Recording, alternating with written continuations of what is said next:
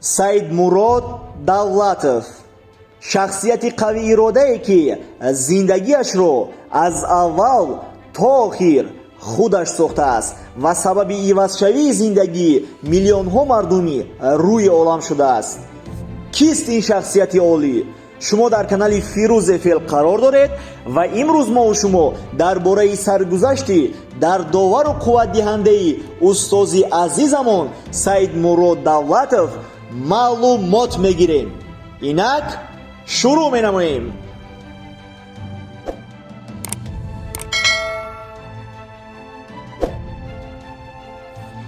سید مراد دولتов 6 ایولی سال 1978 دهمین فرزند در اویله چوپان در دهه درغی ناحیه عینی ولایت سوخت به دنیا آمده است. در آن وقت شخصانی که چوپان بودند به نهایت ثروتمند بودند چون که بویگری در گله چاروا بود. پس از 1 سال تولدش پدرش از دنیا میگذرد و او را مادرش تا به وای رسیدن کلال میکند. پس از ختم مکتب میانه او به پایتخت شهر دوشنبه برای داخل شدن میآید و از سبب جنگ و نداشتن پول او را 3 دانشگاه برای دانشجو شدن قبول نمیکنند. او سال 1996 به روسیه برای خواندن میرود اما در آنجا نیز او را برای تحصیل قبول نمیکنند.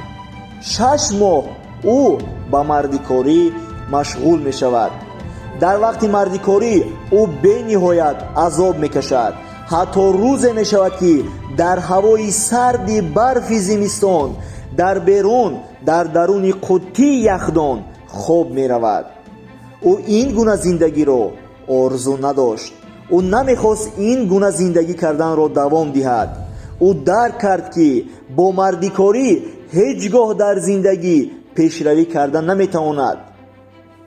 هنگامی کار بالای شخصیت خود او فهمید که شخصانی در این زندگی میتوانند موفق شوند که دائم بالای خود کار میکنند، کتاب میخوانند، فکرانی خود را عوض میکنند و در جمع‌آمدها و در ترینینگ ها و آموزش ها اشتراک مینمایند.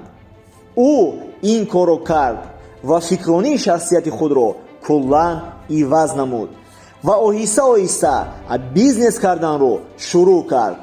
او اول به سبزوات فروشی مشغول شد، همین خیل به خرید و فروش و بعداً او رو در بازار ادمینستراتور ماندند. او آهسته آهسته راهی رسیدن به موفقیت رو آموخت و خودش به این راه رفت. امروزها این شخصیت عالی رو تمام روی دنیا میشناسد.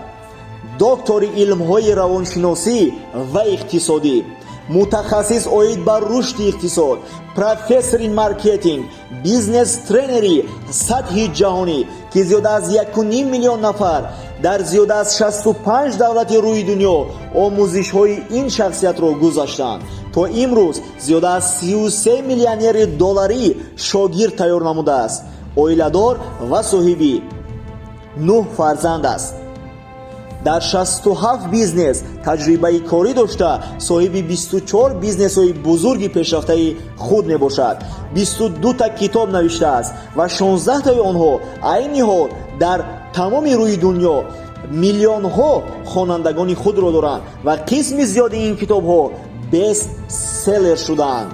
سرگذشت این شخصیت بزرگ همچون فیلم با نام یکی از میلیون برای صحنه در سال 2021 برآمد که به هر یک شخصیت اثبات کرد که تمام شخصانی روی عالم میتوانند که موفق شوند و زندگی آرزوهایشان را برای خود سازند. مهم نیست که تو در کدام عائله تولد شده ای، در کدام عائله به وای رسیده ای، سطح زندگی تو در کدام سطح است، کم بغل هستی، میانه زندگی میکنی یا اینکه بایستی. تو میتوانی آن زندگی میخواست رو برای خود بسازی و موفق شده میتوانی. مقصدی بزرگ مان و به هیچ کس گوش نکرده به سوی او حرکت کن. تو میتوانی و حتما موفق میشوی. саломат бош.